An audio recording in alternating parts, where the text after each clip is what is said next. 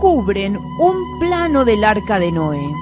El arqueólogo y curador del Museo Británico, Irving Finkel, se encontraba dando una conferencia de presentación de su libro, El Arca antes de Noé, cuando un concurrente se le acercó para mostrarle una pieza de la colección de su padre que le resultaba llamativa. Finkel, este arqueólogo, acostumbrado a estos episodios, en principio dudó de la importancia del objeto, pero no tardó en advertir que la tablilla que se había puesto frente a sus ojos no era una antigüedad más. Se la llevó consigo para estudiarla y analizarla y terminó concluyendo que se trataba de uno de los documentos humanos más importantes que se han descubierto, según sus propias palabras. Esta tablilla de casi 4.000 años de antigüedad describe los materiales y las medidas para construir la mítica Arca de Noé y describe el ingenio y su construcción con una precisión nunca antes conocida. Datado en el año 1750 a.C., el preciado objeto presenta una historia de la inundación, relato que tiene numerosas similitudes con la narración bíblica del libro del Génesis y agrega información desconocida y hasta inesperada. Por ejemplo, la lista de materiales que Enki le encargó a Noé, al Atrahasis, que figura en las tablillas, para la construcción del arca, con las cantidades precisas e inmensas de cuerda, de fibra de palma, varillas de madera y jarrones de asfalto caliente para impermeabilizar el barro, que habría tenido, según los cálculos derivados de esta nueva fuente, unos 200 metros de largo, con paredes de 6 metros de alto. El dato más curioso es que si el arca se construyó siguiendo con fidelidad las descripciones incluidas en la tablilla hallada, una posibilidad, según Finkel, en la que nadie había pensado.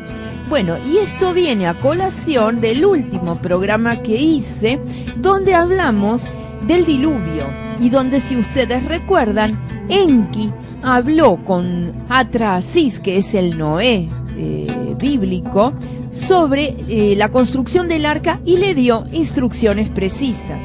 Recuerden que según la etimología de la palabra, esa nave podía darse la vuelta. ¿Qué significa? No era ningún barquito de madera, era un submarino que ante la posibilidad de un gran diluvio pudiera dar la vuelta, o sea, se pudiera bandear, que estuviera totalmente impermeabilizado, que no dejara pasar el sol.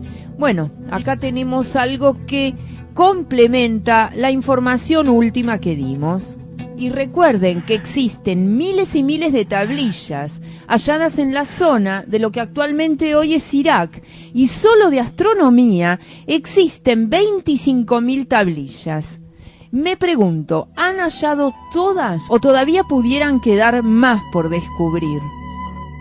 Muchas de estas tablillas encontradas hace más de 100 años estaban albergadas en el Museo Nacional de Irak, situado en Bagdad, que alberga una de las colecciones de piezas arqueológicas más importantes del mundo.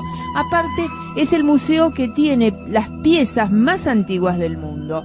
Recuerden que el 8 de abril del 2003, hace ya más de 10 años, las tropas norteamericanas entraban en Bagdad y, previniendo eso, el jefe supremo del museo, Dooney George, llevaba ya varios días turnándose con un grupo de colegas para proteger las piezas, pero resulta que hubo fuego cruzado que tuvo como escenario el propio museo, y lo que obligó a Dooney y a los suyos a abandonarlo a su suerte. Debido a los férreos controles policiales y a los combates, hasta después de pasados 3 días no se pudo volver al museo, pero ya era tarde. Y las imágenes de ver la desolación del museo realmente son desgarradoras. Dooney George mostraba su desolación y decía: las oficinas estaban desvalijadas y una cantidad indeterminada de piezas destrozadas o desaparecidas.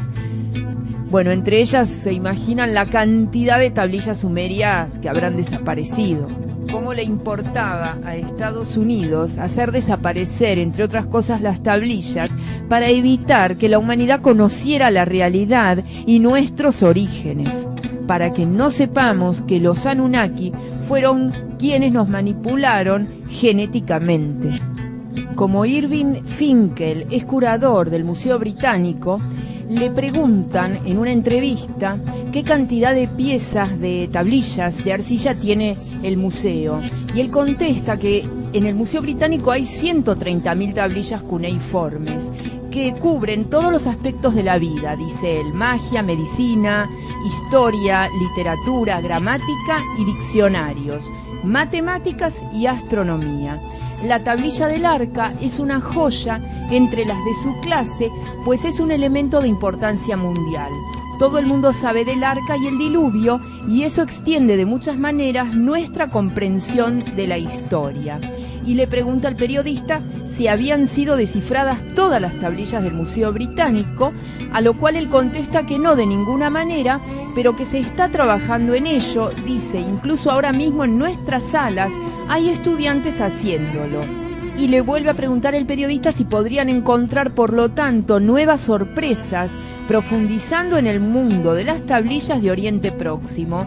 Y él contesta que indudablemente que hay un sinfín de nuevos descubrimientos esperando a ser realizados en las tablillas cuneiformes. Bueno, imagínense cuánto pudiera faltar por descifrar y qué interés tenía Norteamérica en saquear esas tablillas del Museo de Irak para evitar que se sigan descifrando. Por poco que las vayamos leyendo, nos damos cuenta que el Antiguo Testamento es un derivado de las tablillas, que el jardín del Edén, el Adán bíblico, ya estaba presente en las tablillas.